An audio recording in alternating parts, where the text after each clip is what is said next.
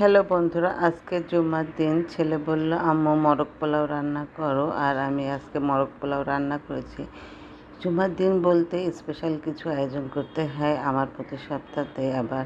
তা আমি এখন এই যে রান্না করার পরে টেবিলে সবাইকে সার্ভ করে দিয়েছি। তো আমি আমার বরকে উঠিয়ে দিলাম। তো উনি বলছে আমি রান খাবো না, আমাকে বুকের মাংস দাও। তো যাই হোক, আমি ওনাকে উঠিয়ে দিচ্ছি আর দিয়ে আমিও খেতে বসে যাব। তো আজকের মোরগ পোলাওটা খুবই টেস্টি হয়েছিল, সবাই খেয়ে প্রশংসা করেছে।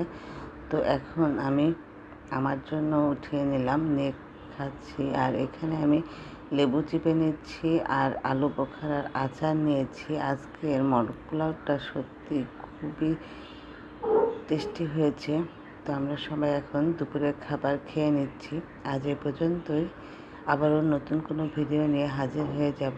আল্লাহ হাফেজ।